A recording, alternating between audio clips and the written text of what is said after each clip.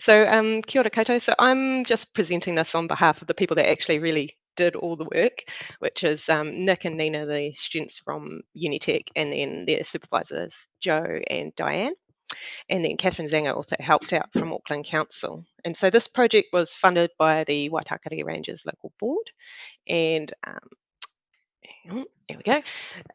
The reasons why we wanted to do it, dogs are very popular pets, of course, and people love to take them out to the beach. They're a great place to exercise your dog. But unfortunately, as we all know, our endangered dotterels and other shorebirds live there too. And put dogs together with these birds, and you can get uh, crushed nests and predated chicks.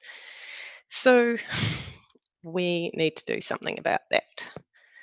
So we do know that we do already have some existing bylaws to help with this, but we also know that there's not great compliance with these bylaws. So we wanted to kind of figure out what the issues were and had to get to that sort of baseline information as to why people are wanting to walk their dogs on the beach.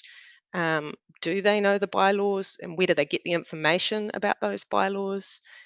Um, And so we use this as a pilot study to find that baseline information, and hopefully we can apply that more widely around the region as well.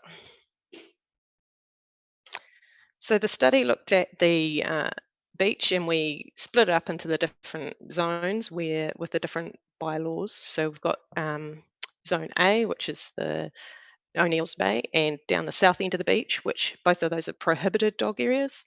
Then you've got Zone B, which is Waitakere or Ding Bay, um, which is where it's off leash for dogs all year round. And then you've got zones C and D, which are on leash during those summer months, which is when the survey was undertaken.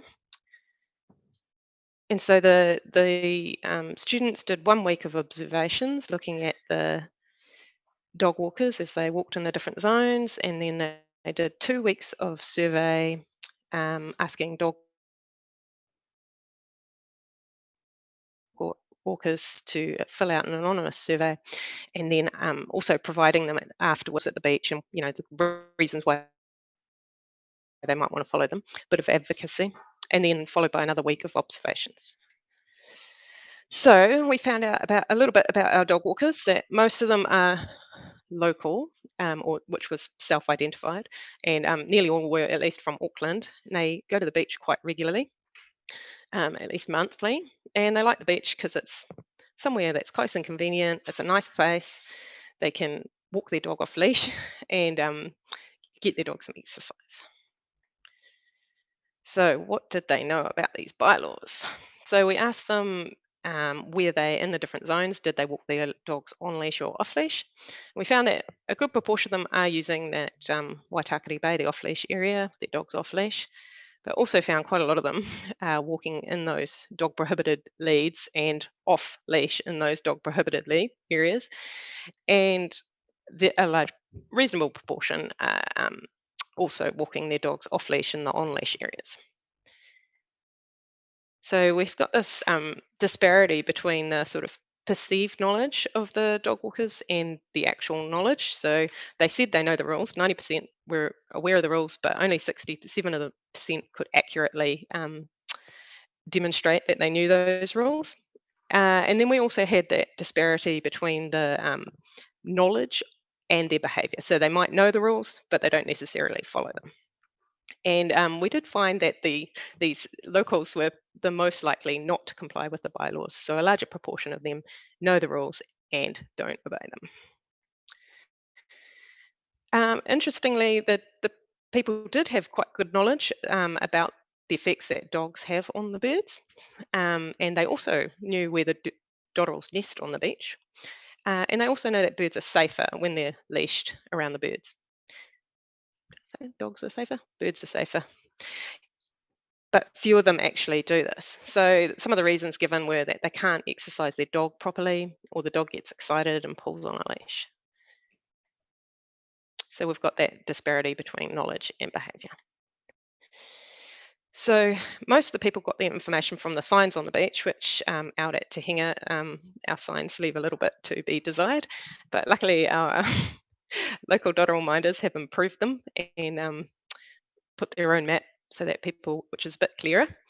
So something we could do is to put better signage in better locations and also simplify that sign because it does have an awful lot of information that you have to wade through to figure out where you can and can't walk your dog.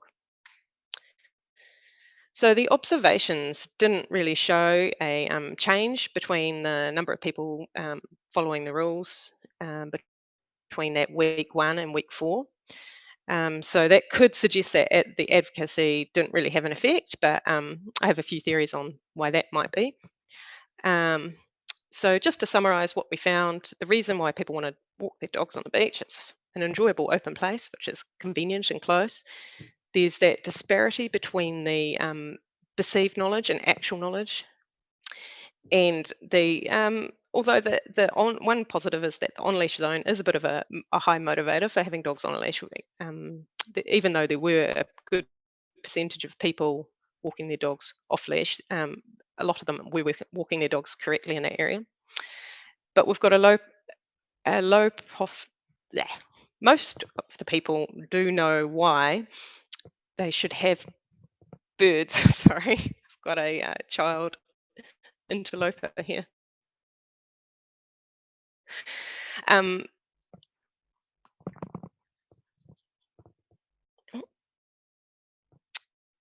Sorry. The majority know that dogs impact birds and the benefits of having those dogs on the leash, and a low proportion, though, are following through and not keeping their dogs on the leash, even though they know they should. So, yeah, locals are more likely to not comply, and some of those barriers are that people can't exercise their dogs properly and they feel annoyed by their dog pulling on the leash. And the main sources of information are the signs on the beach and the council website. So, based on other studies, we know that the reasons why people do comply with those rules in leash-only areas are varied, and so it can depend on their beliefs, the social norms, a sense of obligation, and habit. So, to increase this compliance, we can look at a variety of ways of attacking that problem by changing those social norms and getting people to model those desired behaviours by keeping their dogs on leashes, clear communication of those bylaws, and having a real community based approach with the community expectations of how we do it at our beach. So, we've got some options here. We can test a multi layered strategy with putting out some new simplified signage, which we are hopefully at Te Henga going to get our fancy new kiosk at some stage, which is going to have a lot of this good information.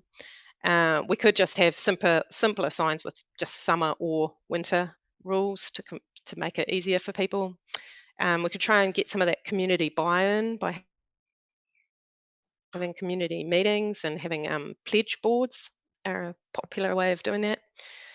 We could trial using more of the biodiversity ambassadors, and I think one of the reasons it hasn't shown a huge change at this beach is because we have already had people there doing this with our amazing dotterel reminders who've been potentially because the people who are willing to change have already changed. So that might be something to try somewhere else. And then, as a last resort, we could use enforcement of those bylaws with the animal management. And also working with iwi is something that we could see how that works out. And we just wanted to thank Waitakere Rangers Local Board for the fund.